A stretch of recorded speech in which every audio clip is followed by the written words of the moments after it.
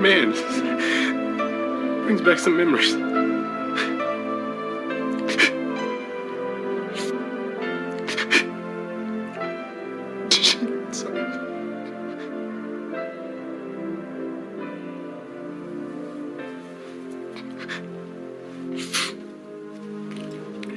What's all this about? Message from Margaret Lanterman to Hawk concerning Agent Cooper. Do you like the juice? Do you like the juice? Do you like the damn fine coffee juice? We still do not have a sighting of Jim Belushi, but that has not stopped us from watching the third and fourth hour of Twin Peaks: The Return, which will eventually have Jim Belushi. I swear to God, he's in this. I know, I've seen clips of Jim Belushi. I would be drinking a pop along with your, I'm assuming, near beer that you're drinking, but I can't because I've got a hole in my head.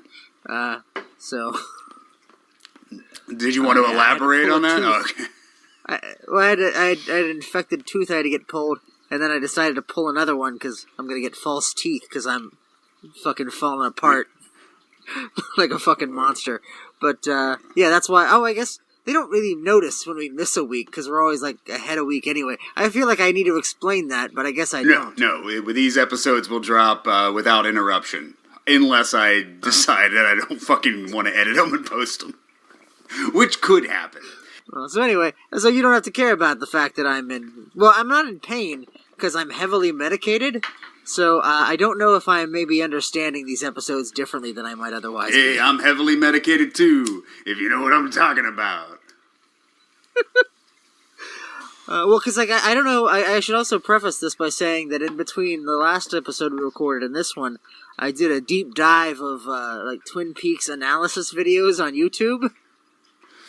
And so yeah, I was trying to like kind of make connections based on like different theories. There's a guy who thinks like it's all like symbolic of David Lynch's opinion of television, and like the ocean that he's in now, we're watching in the background, is like the transcendental meditation unconscious mind ocean or something. There's a lot of stuff, and it doesn't really connect a lot for me yet. Well, I don't want to toot our horn too much, but I'm pretty sure between the two of us and the next 20 hours of our lives, we'll crack this nut.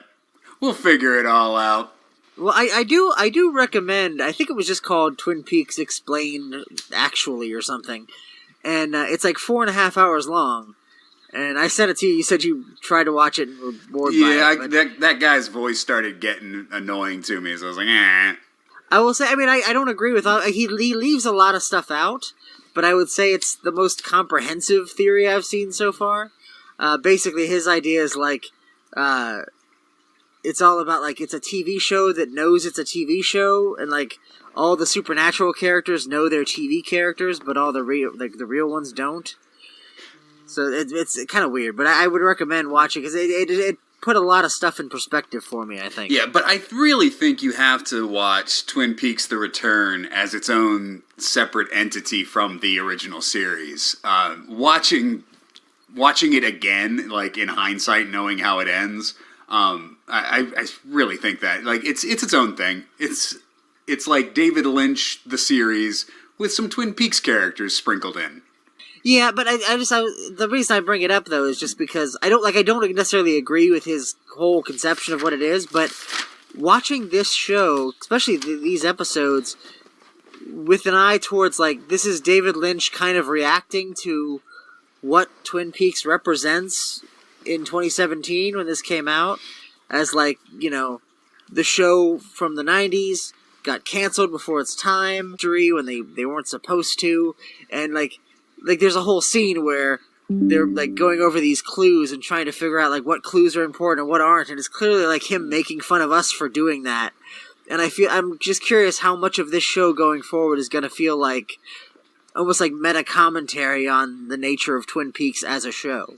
Yeah, well, and then I think it's a commentary on the state of TV, and I think it's a commentary on returning to something that probably shouldn't be returned to. I mean, even though Twin Peaks, the series, ended on a cliffhanger, it also ended perfectly. I mean, you don't need any more, actually, after that final episode. Well, I think, especially if you combine it with Fire Walk with Me, which I think is an underrated movie and answers a lot more than it's given credit for. I feel like because it wasn't a sequel, people hated it, but I feel like if you watched it, it fills in a lot of the details without having to do what this show's doing. Yeah, well, alright, so let's get into episode 3. Previously on Twin Peaks, a lot of setup. Both of us, before we started watching these 2 episodes, were like, wait, do you remember what happened in the last 2 episodes? Not really. No, not really at all. Yeah, it was just a lot of shit. And then this episode, or these 2 episodes, is more focused on, I think, Coop as the central character trying to get back. Well, sort of. I mean, it takes some detours. But, because, I remember now, and I didn't remember while I was watching this, there was, a whole murder investigation with, the body with the head severed and yeah, Matthew Lillard's character. Yeah, none of that comes back Matthew, in this episode. We didn't see Matthew Lillard this week. Yeah, we didn't visit Buckhorn, North Dakota, except I guess that is where. Oh no, what? Yeah, isn't that where Evil Coop is arrested at the end? I guess. Yeah, okay, because that's where they're on their way to, because they talk about Mount Rushmore. Okay, yeah. So I guess we do go to Buckhorn, but yeah, Matthew Lillard's not there, who was a big part of the first 2 episodes. Where do you want to start? Weird, glitchy room with the lady with the no eyes? I feel like we need to start with what I'm assuming is going to be the entire podcast, which is Michael Cera's weird Marlon Brando impression. Well, that's not until episode 4. We need to talk about episode 3. I don't give a fuck. That's the only thing that's... I think if there's a key to understanding what Twin Peaks is about, it is in that scene where Michael Cera does a terrible Marlon Brando impression for, I feel like, 3 hours? Well, we can't get there yet because we have to talk about the show sequentially, or else the listener will be completely confused. Well, that's the thing. And again, you're the one who's seen this before. I remember I was watching that theory video, and I remember this sequence they talked about.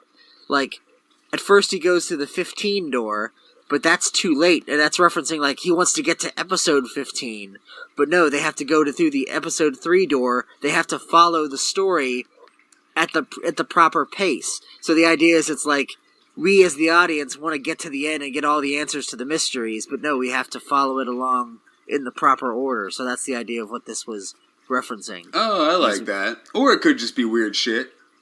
But that's the thing. You, as somebody who's seen this before, does the no-eyed lady come back? Yes.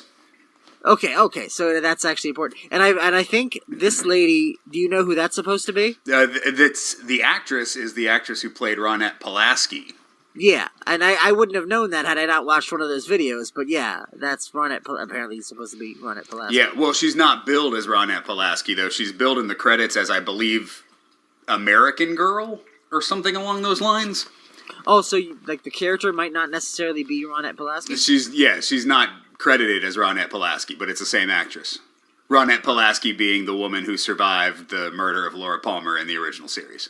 Yeah, she's the one famously walking across the bridge and, yeah. Yeah, so same actress, but different. And I don't think she comes back, but I can't remember.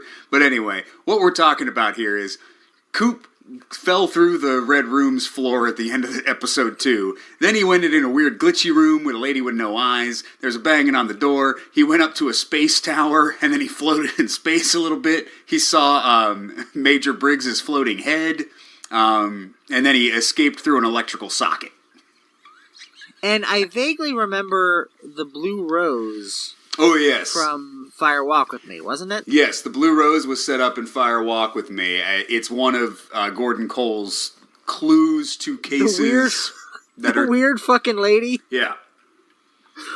I don't even remember what that was about. I just remember the weird lady dancing. It was another one of those scenes where I just think it's David Lynch fucking with the audience, because he's building a whole bunch of series of clues, and then... I think it's Kiefer Sutherland goes, well, what about the Blue Rose? And he's like, well, I can't tell you about that. That's just code. And we never explain that.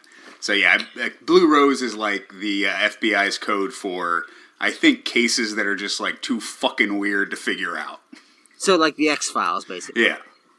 Well, and that's that's something interesting that I think I want to focus on more and more as this show goes forward. Well, one, the first black character we're seeing right now in the background, naked in her first scene. But no, just the idea that David Lynch, the knock on David Lynch is he's a surrealist, and he's just weird for the sake of weird. And we've referenced that, like, oh, you don't really need to care or to understand it because it's just weird shit.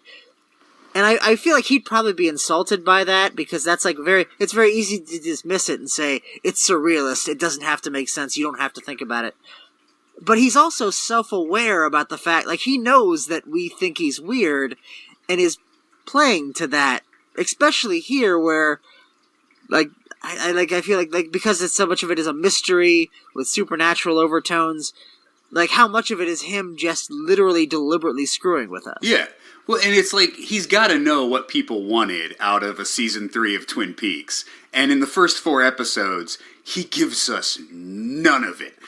Not until episode 4 do we even hear Angelo Badalamenti's music. Like, the music was such a huge part of the original series. But he's like, I'll give you the theme song. You get the theme song every week, but you're not going to hear the fucking Laura Palmer's theme until episode 4. You got to stay with me until I give you what you actually want. And I think that sequence, that scene, it feels so out of place on purpose. I think the point of that is that, like, that tone and that kind of moment doesn't fit with this new Twin Peaks. That melodrama where they're going to cry because they're reminded of how much they loved Laura Palmer. Like, that doesn't make sense in this world where, like, we're finding severed heads in beds and shit. Or maybe it's going to start bridging the gap into future episodes and the show will become more like Twin Peaks. But probably that's what I'm not. hoping. But I don't think so. Actually, it does. I mean, this doesn't spoil much, but kind of the tone of the series from going forth is a little bit of half and half. You don't get anything close to the Packer Sawmill, like anything close to that. It all fits in the same tone. Nothing goes too crazy. But you get more of the old Twin Peaks feel as the show goes on. Well, and I feel like the Dougie Jones character seems like almost like a walking metaphor for, like, I know what you want of Twin Peaks and you're not going to get it. Here's Dougie Jones in your fucking face. Yeah, so let's set up Dougie Jones. So I'm not really sure what the fuck Dougie Jones is. I think this is going to make sense, because, like, now that I have hindsight, I know what happens in future episodes. I think we can kind of piece together what is up with Dougie Jones. But yeah, Coop is like fucking in this weird alternate dimension, and then we cut to Kyle MacLachlan in a green suit with a goofy haircut and a big fat belly with a black hooker, and you're like, who the fuck's this guy? Well, that's Dougie Jones, apparently. But Dougie Jones pukes blood and gross shit. And well, I've realized what that is. I don't think that's Garmonbozia. I know because then we also cut that with Evil Coop is driving and he starts vomiting. His definitely looks like Garmonbozia. I feel like I didn't think of that as I was watching it the first time, but clearly watching it now, I feel like in both of them it's the same thing. It's Garmonbozia. Okay. Which, if for people who don't know, is pain and sorrow solidified into cream corn, which is what the evil Twin Peaks denizens of the Black Lodge feed on. Yeah. Hey, if you don't know what Garmonbozia is, this podcast is probably going to be way too fucking nerdy for you. It's just like, if you watch more so Fire Walk With Me, I think that's kind of when that concept was introduced. I don't believe they referenced that in the show, the original show. No, they reference cream corn, but not the Garmonbozia. Yeah, but I remember in the movie, like, you actually see them eating the cream corn and like referencing what it is. Yeah. But yeah, and then just the idea that they brought that back, like it's a part of the mythology now, and that's what I'm loving about this show is they're leaning hard into that shit. Oh yeah, I mean it's still the same universe. It's just like it's a completely different style, and I think that's what pissed a lot of people off. It was completely different from the original series. But me personally, right now, I'm digging that. Like, I don't want Josie Packard. Well, but that's one more than certainly that. Yeah. Well, that was an interesting thing in that video I was watching. The idea of it being a sawmill. It's because that's where people saw logs. So the idea is it's like a dream factory. So it's sort of a metaphor for it's all a dream. But yeah, I don't care about any of that shit, and I don't want it in the show. And I feel like the 90s Twin Peaks wouldn't work today, and this feels like the closest thing to this world, but in a modern TV show. This feels like this is the only way you'd be able to do it. Yeah. The shit that they did in the original series, I don't think... Yeah, it would be it would seem too goofy nowadays. In the 90s, it was weird because it had never been on TV before, but now it almost seems kind of hokey, like if they return to that. We need people vomiting up blood, black shit, and cream corn. Well, just this like is we're watching 2017, bitch. This scene where this woman is like a druggie, and I don't even know what this was connected to, if anything. It didn't really come back. But it's just another example of, like, this is a darker world. I'm thinking of, like, in the original series, we had, like, the Renault brothers, and it was a very soap opera version of this kind of, like, they were drug runners. I believe they were drug runners, weren't they? Yeah, they did a whole bunch of evil shit. But, like, it was very melodramatic. It was very kind of, like, arch. And, like, this is, like, that same kind of world, that, like, dark, seedy underbelly, but in a post-Breaking Bad TV landscape. Yeah. So we gotta fucking talk about Dougie Jones. So what happens is, Dougie Jones, after he pukes up all this shit, he goes into the fucking red room. One-armed Mike is there, and he's like, hey, somebody created you, but your job's fulfilled, so your arm is gonna shrink, and your head's gonna pop off, and then you're gonna turn into like a big black smoke monster thing, and then you're gonna like just turn into a little gold ball, and I'm gonna put you in my pocket. Well, and then I guess Coop replaces Dougie Jones in the real world when he gets out. So he's sort of taken over his life, presumably rather than Bob's life. Like, rather than taking back his own body and his own life, he's been shunted into Dougie Jones's life. Yeah, and I mean, I'm almost kind of worried about like getting into spoiler territory, but honestly, I've seen the whole series, and I'm fucking confused still. I don't know what the shit's going on. Well, because I picked up on that because in the last episode, or the episode 1 or 2, Bob says, like, they want to take me back to the Black Lodge, but I've got a plan for that. I'm assuming Dougie Jones is that plan. Yeah, so, like, Bob created Dougie Jones as, like, a backup? Like, the idea is, like, because Mike says you've been tricked. So I think the idea is, like, you were originally meant to leave the waiting room and go back into your body, but instead you went into the body of this thing that Bob created that looks like you but isn't you. Oh, okay. Yeah, we don't get that until the next episode, right? You get a better sense of it in episode 4. See, a lot of this, because like the videos I was watching, I tried to stop them before they would spoil new show shit, but I did get some kind of sense of that Dougie Jones is, some kind of like, like a distraction from the rules. Like a spare body. Yeah, and honestly, like, I mean, I remember the last episode, but I don't remember any of the series now, because it has been like 5 years since I watched it. So this is almost like it's all fucking new to me. I'm like, what's gonna happen? Because it's really, like, I think the last time I watched the show, the first time, like you said, I wanted to jump to the end. I wanted to go to episode 15. I wanted to binge watch it, but I couldn't, because David Lynch didn't want me to do that. I wanted to see how it ended, and I was so focused on the destination. This time, I'm focused on the journey, and I'm enjoying the show more.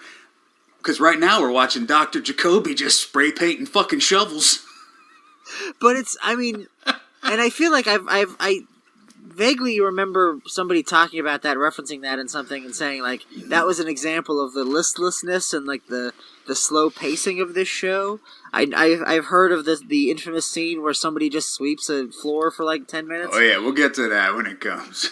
But, like, I'm so fascinated about why he's spray painting shovels gold. What is this going to amount to? Well, and this does pay off. I mean, this is not the last time we'll see Dr. Jacoby.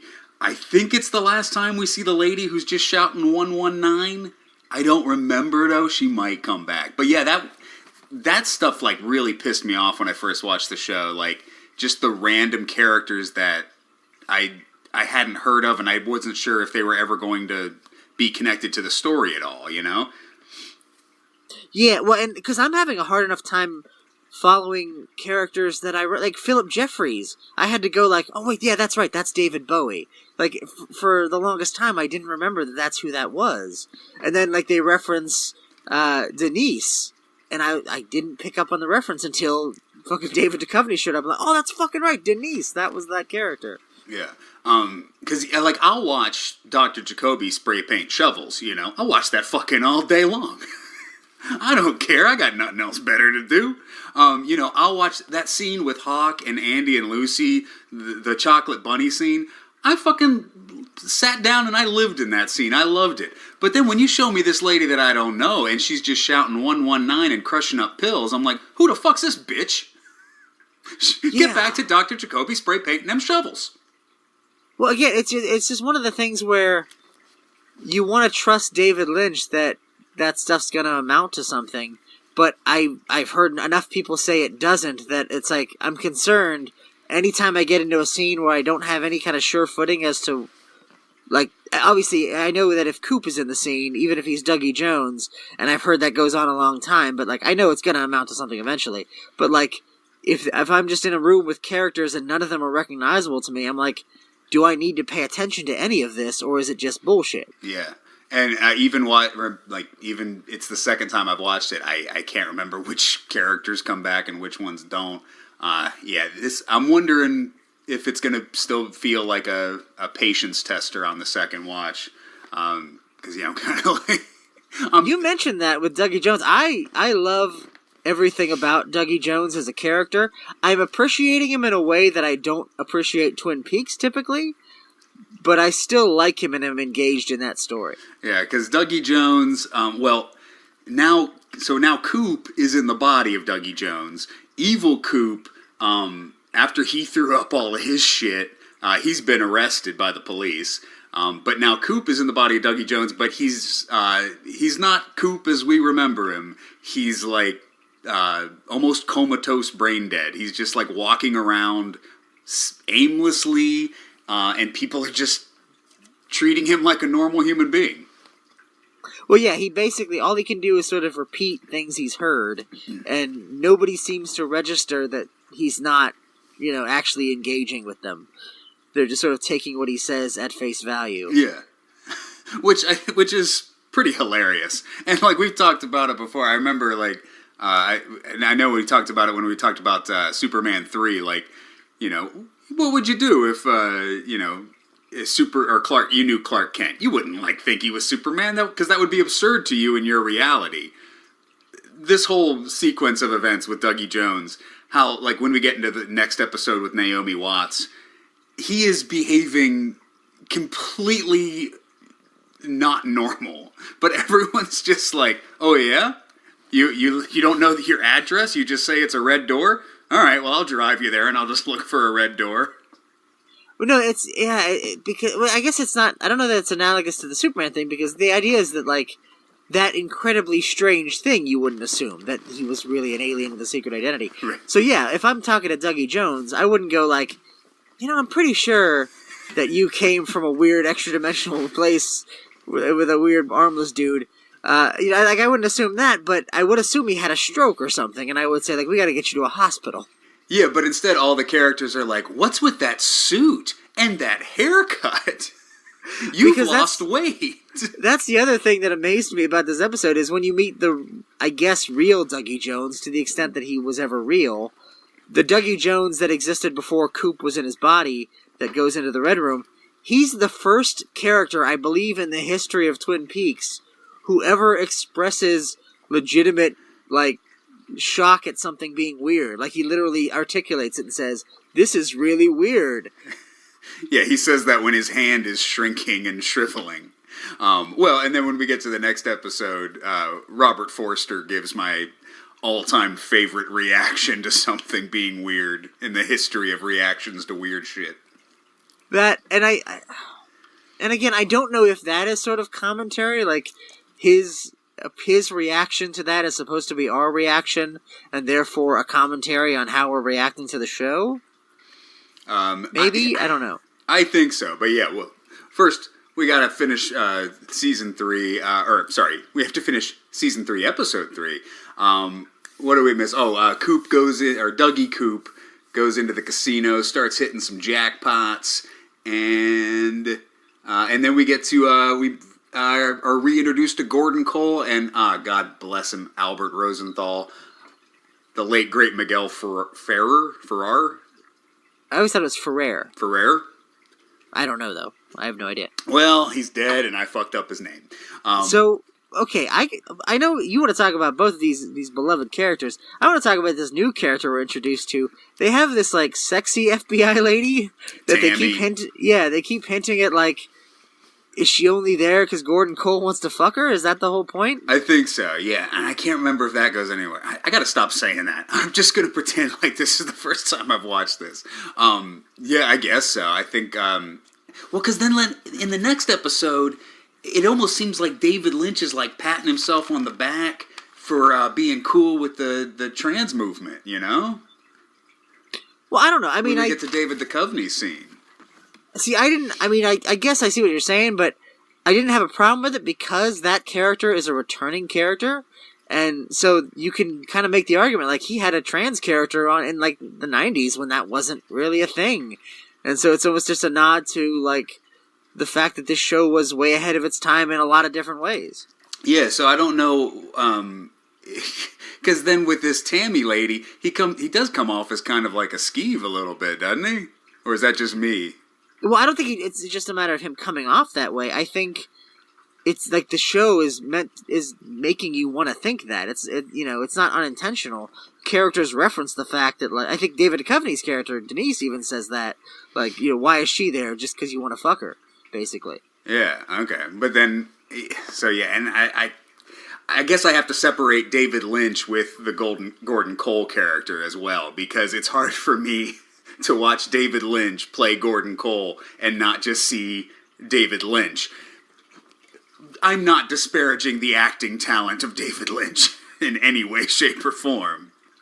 Well, that's the other thing. And going back to that video of the analysis video, the idea is that Gordon Cole is David Lynch in the show, to the extent that he's the director. Everything he says is meant to kind of point you in the direction of where the mystery is supposed to be going.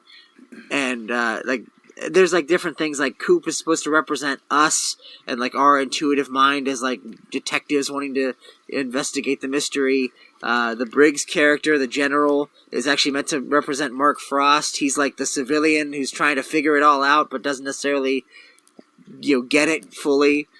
So like there's all these different characters that are symbolic and representative of us in a metatextual sense, and Gordon Cole's character is like everything he says is supposed to be like prescient and like showing you the way, basically.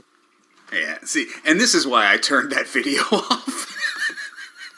Well, it bothered me because I was like, fuck your theories, man. I just want to watch the show. Well, because like I was speaking of like Dougie Jones. I don't know. They talked about tulpas, and what bothered me, I got through the episode, or the 4-hour thing, or at least as far as I got into it, and it's making sense. It's fitting together, and then at the end he's like, and now I got to talk about tulpas because Dougie Jones is a tulpa. I don't know what a tulpa is, and I'm not going to do my research. And it's like, I know what a tulpa is.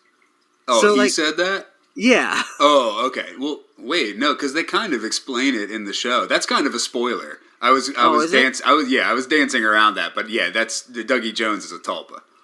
But I already know what that is. There's a Supernatural episode about tulpas. Oh, okay. So they kind of explain it in the show. I didn't know what they were until I watched Twin Peaks. But yeah, it's like he didn't know what it was and like didn't incorporate that mythology into his analysis of the mythology of the show, and it's like, I feel like that seems pretty important, considering it's explicitly referenced. Yeah, it's...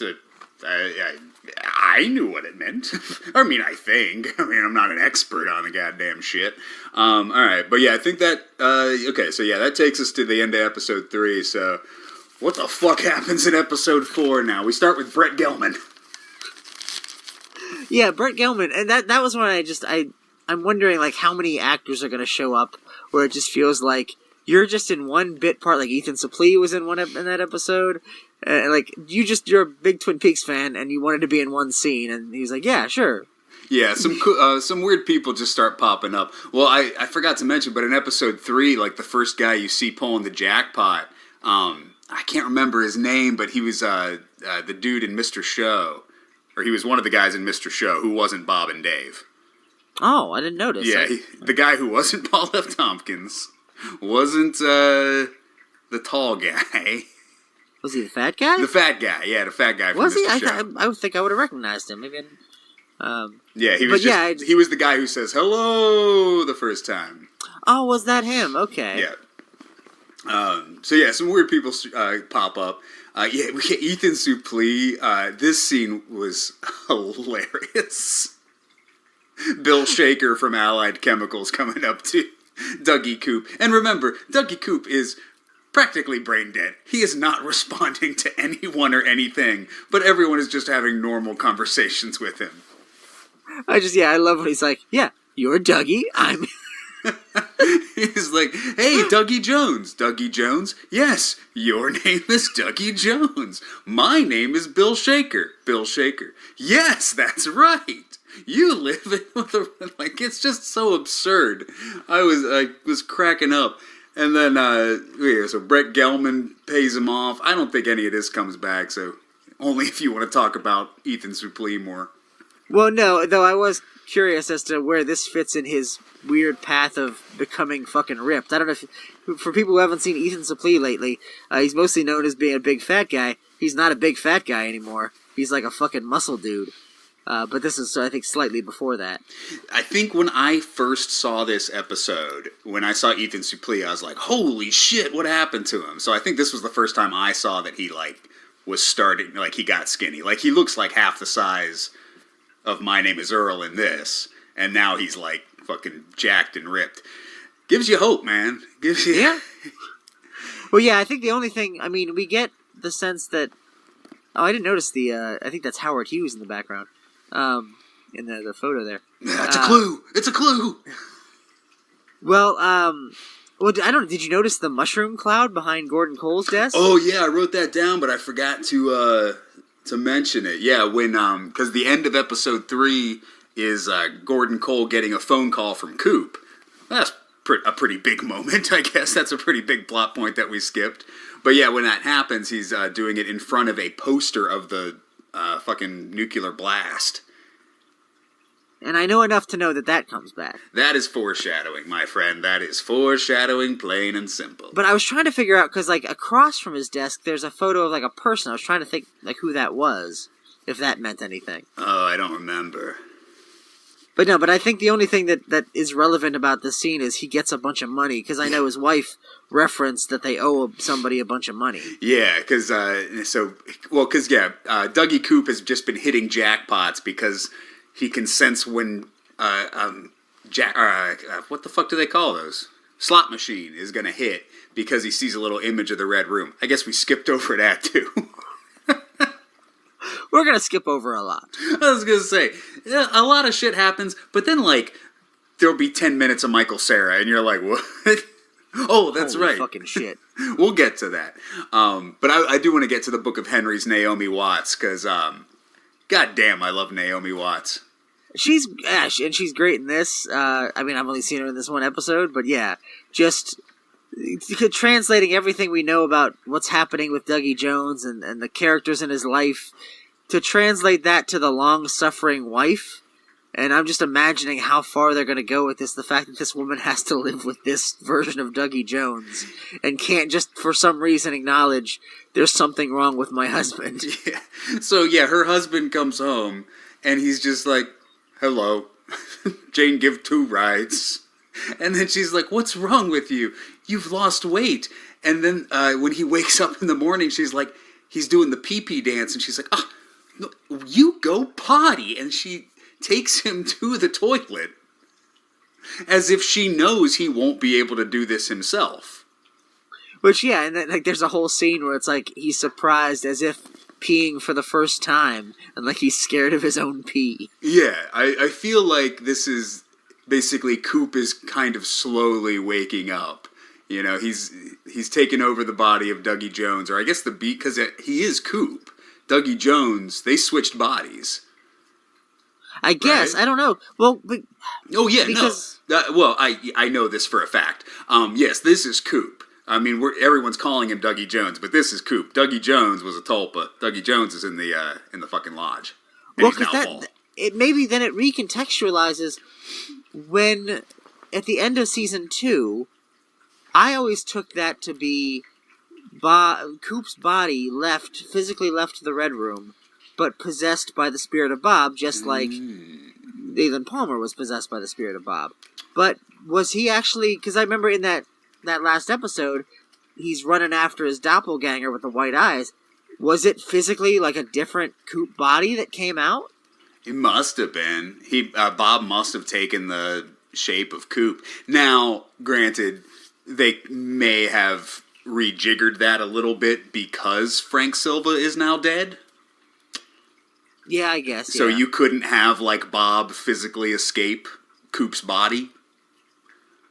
But, I mean, I don't think you have to, at least for the purposes of the story. I think it works much better if it's evil Coop. Yeah.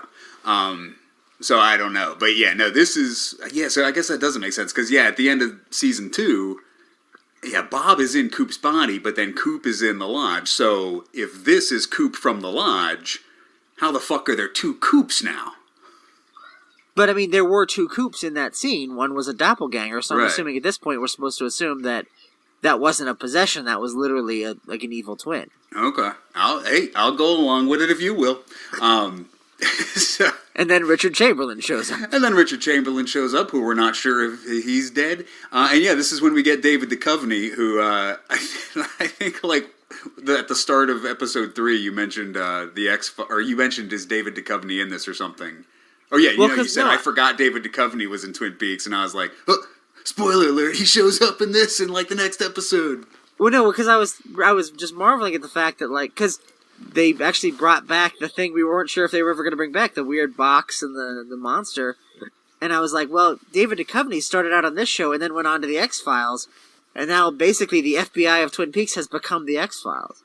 Yeah, this is very X-Files-y, which I like better. I mean, I think I might like... So far, I think I like watching this more than I like watching the original series. Well, maybe. I think... Because I was going back on it, because like the first season's only like, what, like 6 or 8 episodes or something? 7, I believe. 7? And frankly, you only have to watch season 2 up to the reveal of Leland Palmer. You can ignore Wyndham Earl and all that shit, and just watch, like, and I want to say that was, like, 7 episodes into Season 2, you found that out, right? Yeah. So you watch, like, the 7 episodes of the first season, the first 7 of Season 2, and then the last episode of Season 2, and then Fire Walk With Me. So you don't really have to, that's not a lot. That's, like, 15 episodes in a movie, and then this, which is 18 episodes or whatever. So I feel like if you streamline it, and you skip all that fucking James driving cross-country shit, I don't know, I feel like it's about the same. But I think Twin Peaks, the original show, gets bogged down in all the bullshit. Yeah, because you got the whole Piper Laurie stuff, which I just, yeah. And I never liked Sheriff Truman on the original series either. Robert Forster, A+ replacement. Oh yeah, definitely works so much better. I mean, I like that they're not even, like, playing around with, like, his name is literally Harry Truman. Yeah. So apparently Harry had a brother named Harry. He's the other Sheriff Truman. Yeah, Robert Forster is replacing Michael Ontkeen, who I think just didn't want to do the show. I don't know if he was... He's retired from acting. He doesn't act at all anymore. Yeah, so we got Robert Forster instead. And man, Robert Forster... I fucking love Robert Forster. When he died, I was really bummed. Oh no, yeah, another one of many, many sad deaths associated with this series at this point. But I just the fact that like they've expanded the sheriff's station, they have like a giant weird computer system. That seems weird. Yeah, like they shouldn't have that. I thought that was cool, because it reminds you that this is 25 years later, so you would hope the Twin Peaks Sheriff Station has a fucking computer now. Yeah, they still got Lucy at the front desk, but Who that's doesn't understand cell phones. Yeah, I mean, she doesn't get cell phones. She just greets the people as they walk in. But, like, the real business happens in the back with, like, fucking Deputy Bobby and Chad. And yeah, we weren't sure if Bobby came back, but yeah, apparently he's a deputy now, which I like. I like that they're kind of like redeeming his character and making him a good guy now. Yeah, and it's Dana Ashbrook who, I always forget that he's like a good actor. Every time I see him pop up and shit. Did you ever? I was gonna ask if you've ever seen this incredibly obscure movie that only I've seen. It's called Hitler's Folly. No. Yeah, it's basically about like what if Hitler kept up with his art even as he was a dictator, and like he became like a weird evil Walt Disney, and Dana Ashbrook is like the conspiracy theorist who's like unraveling this, and he's really good in it. Yeah, he's always a good actor. I think on the original series he was always kind of a little too over the top. But it worked on the original series, and it really works here. Yeah, when he sees the photo of Laura Palmer, I think this is a fucking big moment in Twin Peaks. Because this means something, this scene. Well, I think it means something. I mean, obviously to the character. My takeaway from it, I think I mentioned this, is that this is just showing how out of place this is. This scene, and with the music and swelling and everything, the whole point of it is we're a different show now, and this kind of thing doesn't work anymore. I feel like that's what we're supposed to get from that. See, I don't know. I am seeing it as, because what happens is, we talked about this in the first two episodes. The log lady has given Hawk a clue to a mystery. So Hawk is going through all this evidence to try to find Coop. It has something to do with Cooper, something to do with his heritage. They're looking for clues. They're talking about chocolate bunnies. But now they got all this evidence sitting out. Bobby Briggs, who was Laura Palmer's ex-boyfriend, is a deputy at the sheriff's station now. He walks in, sees the iconic Laura Palmer picture, and just starts, like, weeping. And then we hear, for the first time in the series, Angelo Badalamenti's original music. So I think this means, like, it's not Twin Peaks yet. Now it's Twin Peaks because it's not Twin Peaks without Laura Palmer, because that's what he was saying with Fire Walk with Me, too. Well, that goes back to that analysis video I was watching. The whole idea is, like, because it's all about how television, like, violence on television, murders and things, were always very disposable until Twin Peaks. Twin Peaks was the first show where, like, it was all about the life of the victim and how it was important. So, like, the mystery of trying to solve her murder was sort of a metaphor for, like, making her life matter in a way that it didn't previously do so in television. And the idea is Bob represents disposable, consumable violence. Violence where we care more about the killer than the victim. And that's why Bob is so interesting. But that's the bad way of watching television, whereas caring about Laura Palmer's life is the good way to watch television. And so the idea is solving the murder. The mystery should have gone on forever. Solving it basically means Bob wins, the evil wins, and the show can't be Twin Peaks anymore. So that's the idea, again, with that from that analysis, is this show is all about how shitty that is. And it's David Lynch going like, isn't it shitty that you made us solve the mystery, and now we can't have fun with Twin Peaks anymore because Laura Palmer, we know who killed her, and so now all we have is this shit? Yeah. And to hear David Lynch talk about it, we all know Twin Peaks was about Laura Palmer's murder. It was never supposed to be solved. Like, that was supposed to be the thing. Like, David Lynch has said that was the goose, or that was the golden egg, and we killed the goose or something. I don't know. He used some kind of analogy like that when he was talking about it. Because that's the other thing. In the first episode, they said 2 birds with 1 stone, and the analysis of that was the goose that laid the golden egg and the owls, which represent the mystery and plot of Twin Peaks. By solving the murder, they killed 2 birds with 1 stone. Yeah, so, and then that's when David Lynch kind of walked away from the show until the series finale. And then he came back and basically threw everything the showrunners were doing up until then out the window and made his own shit. And then he made Fire Walk with Me, and now we're here. But I think that, is very important. That's kind of the first time we've brought Laura Palmer's name up, too. That's the first time Laura Palmer's been mentioned. That's the first time we hear the iconic Twin Peaks score. I think it's David Lynch saying, it's Twin Peaks. It's still Twin Peaks. Or maybe he's just reassuring the fans, like, don't worry. I know this is different, but it's still Twin Peaks. And I lean closer to your analysis than the one I was watching on YouTube, because the one that assumes that this is all, like, sort of grousing about the fact that the mystery was solved and it sucks now, that implies that David Lynch is more cynical than I think he is.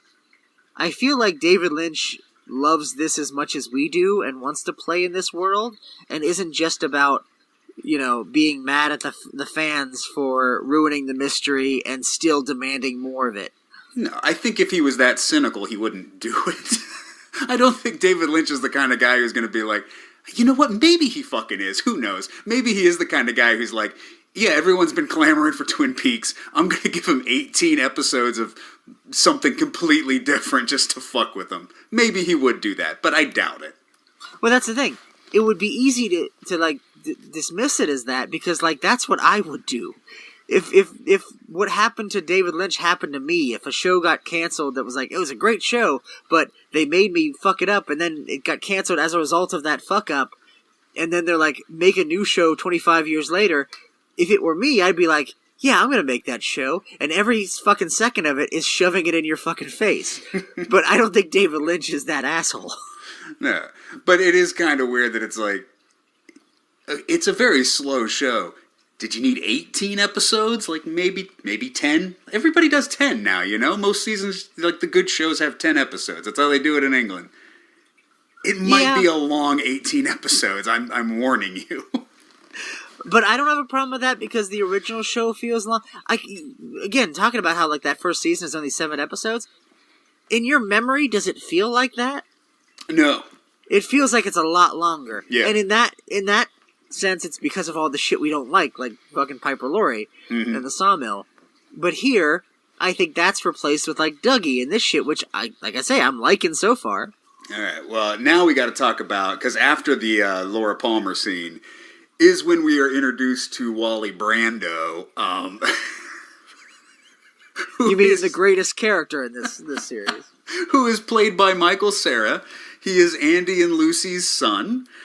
He rides up on a motorcycle and is doing a Marlon Brando impression, like his character in The Wild One. Sort of, I guess. Maybe. And it's weirdly staged. So what happens is they're just like, oh, Wally Brando's outside. He wants to talk to Sheriff Truman and express his condolences about his brother. And so Robert Forster walks outside. And, like, Andy and Lucy are, like, almost presenting Michael Cera. Like, they're standing on either side of him, like, in a straight line. Like, not how normal people would stand. And not how scenes in this show are usually blocked. This scene is bizarre, even for Twin Peaks standards. The way this was set up, it made me feel like the very first scene of this show, where the fucking giant is talking to Cooper and, like, giving clues, like, in a very obvious manner. Like, this made me think, like, I need to be writing down everything Michael Cera is saying right now, because it's all going to reveal the secret of Twin Peaks. But yeah. I know that's not the fucking case. That's not at all. I am fairly certain that is the last time we see Wally Brando. But we spent just enough time on Wally Brando, because I don't think I ever need to see him again, really. And I've never been a big Michael Cera fan outside of Arrested Development, like the stuff he's done other than that. And this made me think, like, he shouldn't be allowed to be in things anymore. Yeah, I think that might have been the first time, as I was watching the show the first time, where I was like, oh, fuck. I don't know about this. Like, I'm going along with the episodes, and I'm like, all right, I'm digging this. I'm with you. And then as soon as Michael Cera shows up as Wally Brando, I'm like, ooh, where are we going here? I don't know. And this show, like, we've already gotten, like, a glimpse of James, and that didn't ruin the show somehow. No, I liked that. So, like, yeah, the fact that this random new character, just by virtue of him being played shittily by Michael Cera, could threaten the quality of the show, I mean, it says something. Yeah, but look, I'm pretty sure that is a very divisive moment with Twin Peaks fans. I think some people love it. I think some people hate it. I am more on the hate it side.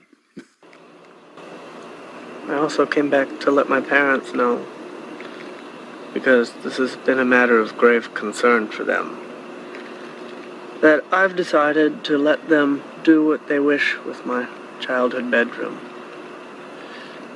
They want to build a study for the two of them. Such sweet people. Oh, that's such beautiful news, Wally. Tell us where you've been, Wally. My family, my friend. I've crisscrossed this great land of ours countless times. I hold the map of it here, in my heart, next to the joyful memories of the carefree days I spent as a young boy here in your beautiful town of Twin Peaks.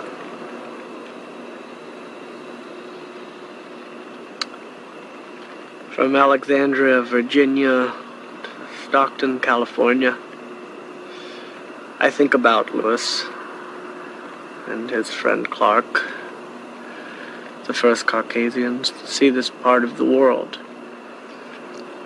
Their footsteps have been the highways and byways of my days on the road. My shadow is always with me. Sometimes ahead, sometimes behind, sometimes to the left, sometimes to the right. Except on cloudy days, or at night.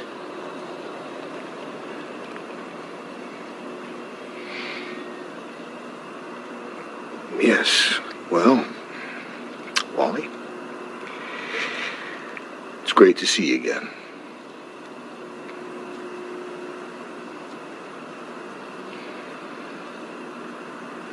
And may the road rise up to meet your wheels. I'm trying to remember. There was a sequel. Was it just in the movie or was it in the show? Where there was like an old lady and a little kid that turned out to be like mystical in some capacity? It was in both. So they were in the show. Yeah. Now, were they in the show during the time Lynch was still on? Because I guess if they brought him back in the movie, it must have, right? I think so. Because I was just thinking, it kind of reminded me of that a little bit, like, you know, like I wouldn't be surprised if this character somehow shows up in the Red Room and it's revealed as, like, you know, one of these guys. Wally Brando was behind it all. Well, yeah, because, like, just the idea that, like, so much of the mystery is bound up in the characters we know from that room. Bob, Little Man from Another Place, the Giant, Mike. But, and then, all of a sudden you just have, like, oh no, there's this weird old lady and her kid, and he's holding the Garmonbozia in his hands, and it's like, oh, there's more to this world. And then there's, like, the scene above the convenience store where you have that the creepy dude with the long nose, and every time they expand the world a little bit, I'm waiting for the next thing that expands the world a little bit. And, like, that felt like one of those moments to me, even though it's clearly not. No, it's not. Wally Brando just, he talks about garbage. He just spouts some gibberish. But then Robert Forster, just an Emmy-worthy reaction by Robert Forster, where he just kind of goes, all right, well, may the road light your way. And then he just fucking turns and walks away. He's the audience in that moment, like, what the fuck this shit, I'm out of here. I know, it's just like, I'm going to try to talk to you on your level just enough to give me an out to get the fuck out of here. I love how he just fucking turns and walks away, like, and then he just kind of gives a look like, hey, what the fuck was that? And I was trying to figure out, because then the next scene we're going to, at least the one we're watching now, they've basically gotten Evil Coop. The FBI has him in custody because he crashed his car when he was vomiting up the Garmonbozia. And he's acting and reacting differently than he has up to this point. Is that because he's trying to pretend to be Coop and doesn't know how? Or is there something to that, like he lost his mojo somehow? I think my theory is when the clock struck 2:53 and Evil Coop vomited out at all that shit, I think he might have lost a little, like, power. So I think maybe this is just Bob losing control of Evil Coop. Okay. So so I'm guessing, again, we're kind of going back and forth on whether this is Bob possessing Coop's body or Bob possessing maybe another fake body or something like that. Or, like, what would happen if Bob lost control of Coop? Would Coop even exist? Or would it be like another Dougie situation where he's sort of walking around without any kind of consciousness? I feel like, but again, like, I don't know if I should have enough faith in this show that they're going to explain any of that. And here's a scene where the lady walks away and they look at her ass. Well, I don't know if they explain that or not. But yeah, when Gordon Cole and Albert finally do meet Evil Coop, they kind of instantly know that something's wrong. Because he's talking very stilted. He's almost talking like evil Dougie Jones, I guess. It's a very awkward conversation that they have. And at first I thought that, like, that was just Twin Peaks weirdness, you know? It was just like, oh, like how everyone was treating Dougie Jones normally. Gordon and Albert were going to be like, oh, nice to see you, Coop. Come out and be with the FBI again, because, like, they won't see anything wrong. But they're just like, after they see him, like, what the fuck was that? Well, Gordon Cole even says later, he didn't respond to me the way he should, if you know what I mean, implying, I think, that there's, like, some kind of code that they had that he failed. Yeah, I think that's, I think Gordon Cole recognizes immediately, like, obviously he doesn't know what the fuck's going on, because why would you expect, evil Red Room dude possessed a guy for 25 years, and now he vomited up his Garmonbozia, so now he's a little less evil. You wouldn't really jump to that conclusion, but he knows that something's, like, off with this dude. Well, and plus, they bring back the reference to Philip Jeffries, and we remember from Fire Walk With Me, like, because I want to say that was probably the first thing we saw of the FBI, other than Dale Cooper, being aware of, like, the supernatural as a thing. Like, was when Philip Jeffries, like, appeared and then disappeared. Like, I feel like that was, like, Gordon Cole's introduction to, like, oh, weird shit's going on. Oh, but, like, yeah. since then... Well, since, in the Twin Peaks timeline that we have seen, that would be the earliest moment that Gordon Cole would have, like, seen some weird shit going on. I never thought about that. Yeah, that would be beforehand. Because when you see him in the context of Twin Peaks, like, you'd think he would bring that up at some point. Like, hey, remember when fucking David Bowie just, like, vanished from my office? Yeah, well, I know we're investigating Laura Palmer and the Renault brothers now, and that's important. But, like, the supernatural is real, and we all know it. Yeah, there's something I just can't get past. No. We'll talk about this Earth murder later. But did you know there's, like, other fucking dimensions, I think? Because I'm trying to think, like, what did Dale Cooper... Because he's investigating... Like, I'm trying to remember, like, what Chris Isaac was doing. And I think, because isn't Dale Cooper investigating him at some point? No, I don't think so. I'm trying to remember what, if any, Dale Cooper saw of the supernatural in Fire Walk With Me, implying that he saw it before his encounter with Bob and the dream world and everything like that. Right. Actual Cooper? Just that thing in David Bowie's office. Or when, and then the thing with, like, the camera that he does, like the security camera. Because, when you're watching the show in chronological order, the first semblance that Dale Cooper is open to any of this is he had a dream, and it was weird, and he's using that, like, the intuition from that to analyze the case. But yeah. Now that I think about it, in the actual chronology of the series, he saw Philip Jeffries just fucking vanish from his office. Well, I think they kind of hint that Dale Cooper's a little hip to the idea of weird shit going on, because he doesn't freak out when Major Briggs is talking about alien shit. I guess he's just like, oh yeah, no, I'm picking up what you're laying down. But yeah, the last thing I wanted to talk about here was, we skipped Dougie Coop, or Dougie Jones Coop, or whatever the fuck you're gonna call him, waking up and having some breakfast and having his first sip of coffee. Yeah, and that's, we talked about he's waking up slowly, and coffee is of course a big thing with Dale Cooper. And that's, again, going back to that analysis, the cynical take on this is David Lynch showing you that Twin Peaks is more than just references. That, the references are there, but the meaning and context isn't there, so it's hollow. Or you could just take it at face value and say, these are references to Twin Peaks because we're trying to wake Dale Cooper up to the fact that he's Dale Cooper and not Dougie Jones. Yeah, I mean, as a viewer, I think what I wanted Dougie Jones to drink that coffee, and then he's like, "Oop, I'm Coop again, now to solve my case." But that ain't gonna happen. No, but I think there's a middle ground between, he's doing this to screw with us because he hates us for ruining his show, and he's drawing it out because he likes this world the way it is, and he likes the Dougie Jones character, and he likes exploring what that means. Yeah, yeah. So I think, and that ends my notes. Yeah, I don't have anything else.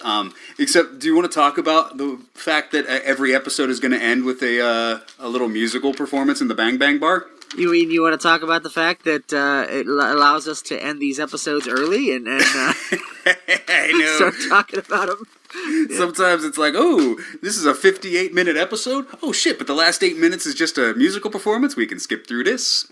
Yeah. But I think that's maybe just... I mean, it's atmosphere, it's tone, I get it, I like it. I think if I were watching this on my own and not, waiting to podcast about it, I would sit through that and, let it wash over me, Yeah.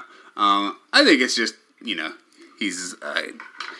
it's a TV show, so he wants to kind of, separate the TV show episodes. Well, and then again, watching that analysis thing, he went through, the lyrics of all of them and, tied them together, and he thinks that, they actually are there for a reason.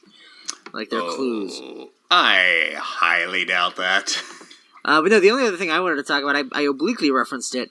We meet Dougie Jones's escort, Jade, I believe is her name. Yeah. And she's black. And I only bring it up because, I was like, is that the first black character we've ever had on Twin Peaks? Yeah, you said that while we were watching it, and I had to really think about it, and I believe so. I'm hard-pressed to think about a non-white character in the first series that's not Joan Chen. And yeah, the only non-white character that I can think of is Joan Chen, and I think there might have been some Asian characters in season 2 associated with her. Yeah. And Piper Laurie, I want to say, disguised herself as a Chinese man at one point. Piper Laurie played a Chinese man in the part of season 2 I don't give a shit about. Yeah, I do. When I rewatch Twin Peaks, I skip around like a motherfucker. Well, that's the thing, too. You talk about, Piper Laurie wasn't asked back, and Joan Chen wasn't asked back. And I think Piper Laurie said, was interviewed and was kind of consulted by it. I really wanted to do it. And Joan Chen, I think David Lynch just said he couldn't think of a way to bring her back. And you want to go, yeah, that's kind of sucks, because, they were a big part of the show. But, yeah, they were the part of the show that nobody cares about. Piper Laurie, what is she going to do? And Joan Chen, and I was like, remember that Joan Chen was trapped in a fucking doorknob at the end of the show? Do we want to bring that back? I mean, I don't need any more Josie Packard storylines, but I would like someone to, look at a doorknob at one point and go, this feels like a fucking face or something, Well, but I don't think that happens. And I'm trying to think, I can't even remember the name of the character. The boyfriend that beats his wife. Oh, Leo? Leo. Yeah, I was like, Leo didn't come back. But you know what I also don't care about? whatever the fuck happened to Leo. Yeah. The returning characters we do get. Yeah, we didn't get any new ones. Oh, yeah, we did. We got Bobby. So, yeah, slowly we're being introduced to more of And the I think, old characters. wasn't Mad Chinamek in the first episode in the bar? Yeah. Yeah. Because I think she's actually... Because I was thinking about that, too. Like, how many of these actors didn't really go on to anything else big? Like, Mad Chinamek is on, like, I think Riverdale now. But, like, most of these actors, it's like, they were in Twin Peaks and then nothing else, and now they're back for Twin Peaks. But anyway, that is all I have. Yeah, that's pretty much all I have. I mean, I'm still very excited. Like I said, I did a deep dive in like analysis and theories and stuff, and I'm trying to keep myself from like watching ahead at this point because I just really want to see where this goes. But I am going to stick to just the 2 episodes a week. Yeah, no, I'm cool with that too. Because yeah, I'm not gonna watch ahead either or try to dig in my brain for spoilers. I remember bits and pieces, but yeah, really, as we were watching these first 4 episodes, I'm like realizing how much I have totally forgotten about this show. Yeah, and I don't regret not watching it. I'm glad I waited until I felt right, because I feel like if I had watched this when it aired, I would have been frustrated with it like you were. Yeah. But I think now I have like a better perspective on it. Yeah, no, I was completely frustrated. Because I like made it a big deal. Like I was so excited. I was stealing my mother-in-law's Showtime so I could watch it live. And then I had like all the lights off. I'm sitting in my living room. And I got my fucking snacks and everything set up. And then I'm watching the first 2 episodes and I'm like, what the fuck was that? And then 6 episodes in, you're like, he's still Dougie Jones. Maybe I should stop getting the popcorn ready for this. I think I'm setting my expectations too high. Oh, that was another thing. The idea is that the reason Garmonbozia is cream corn is because, like, popcorn is what you eat is the corn you eat at the movies, and movies are better than TV. TV, you eat cream corn because that's in TV dinners that you eat, like the shitty TV dinners you eat when you watch television. So that's why Garmonbozia is pain and sorrow, because TV sucks. And that's what that's supposed to represent symbolically. According to this asshole you saw on YouTube. I'm going to keep bringing that up because it's like, I have fun with it, but I don't know how much of it I agree with. No, I don't agree with that shit. I don't think you can analyze anything to death, but to put the meaning behind it, no, that's your deal. Well, that's anytime... You're the guy who has a problem with creamed corn. Anytime you rely so much on symbolism, that's when you lose me, because I feel like, yes, David Lynch is probably using a lot of symbolism, but he's also trying to tell a story, independent of that. Yeah, no, it's you get into a real Room 247 rabbit hole when you go down the Twin Peaks theories. People say if you sync up this episode with that episode, they correlate and you figure out clues. If you watch this episode backwards with this episode forward at the same time, they meet up in the middle. But, I don't think David Lynch is doing that much work. No. But yeah, that's so I think let's wrap this up. We don't have a sign-off or anything for this, so I think we're still just getting off the shed, unless... Yeah, no, it's still Get Off the Shed. It's still Saturday Night Jive. Jim Belushi's part of this. Get off the sawmill. No, it's always going to be liking the juice and getting off the shed. So right. Until we see you again for episodes 5 and 6, get off the shed.